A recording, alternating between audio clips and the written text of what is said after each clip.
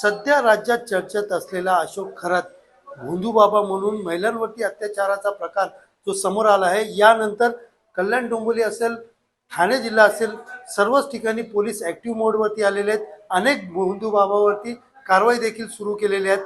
तशाच प्रकारचं फसवणुकीचा प्रकार डोंबिवलीमध्ये स्पष्ट समोर आलेला आहे.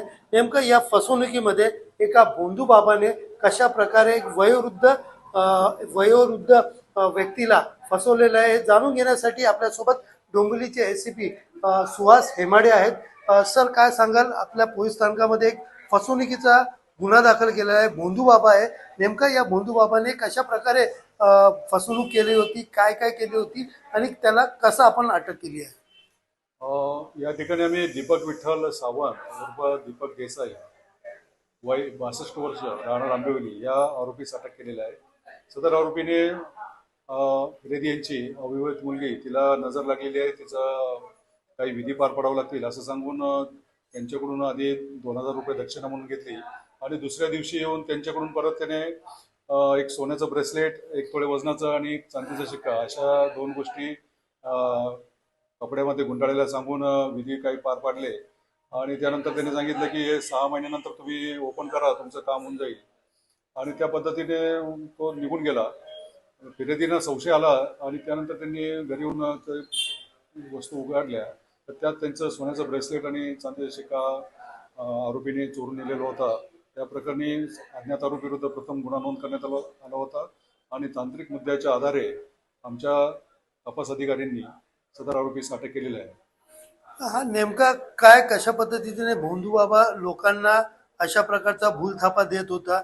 याआधी याच्यावरती काय गुन्हे दाखल आहेत का? महिला संदर्भात देखील आपण तपास सुरू केले आहे? हो, बरोबर आहे. आम्ही आरोपीचा रेकॉर्ड काढलेला आहे. त्याच्याविरुद्ध बांगूरनगर पोलीस स्टेशन मुंबई आणि टिटवाळा पोलीस स्टेशन या 2 पोलीस स्टेशनमध्ये गुन्हा नोंद करण्यात आलेला आहे.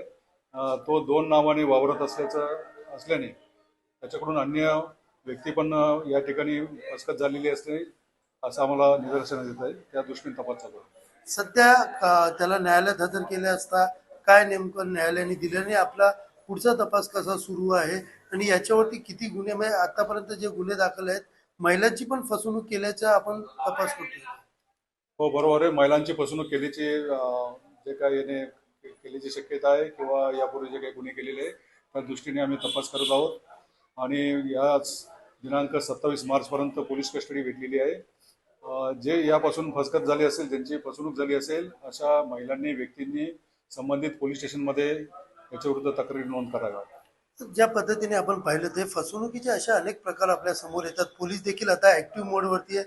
अशा बाबांच्या विरोधात आपण काय आव्हान कराल आणि कशा पद्धतीने या बाबांवरती आपण कारवाई ही सुरू केलेली आहे?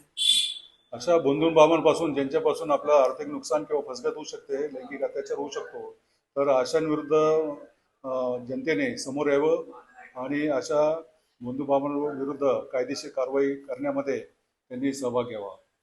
एकंदरीत पाहिलं तर ज्या पद्धतीने बाबांकडनं अशा प्रकारे फसवणूक सुरू आहे, लैंगिक अत्याचार सुरू आहेत, अशा सगळ्या गोष्टींकडे लक्ष देत आता डोंबिवली पोलीस देखील ऍक्टिव्ह मोडवरती आलेले आहेत. अनेकांना आव्हान देखील केलेलं आहे की ज्यांच्या बरोबर अशा प्रकारचं कुठल्याही प्रकारची बाबांकडनं फसवणूक झाली असेल त्यांनी समोर यावं. त्या बाबांवरती कठोर कारवाई जी आहे पोलिसांकडनं करण्यात येणार आहे.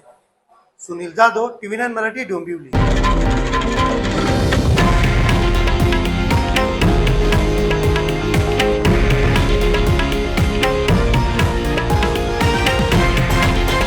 हे आहे देशातील नंबर 1 न्यूज नेटवर्क आणि आपण पाहत आहात TV9 मराठी, एकमेव.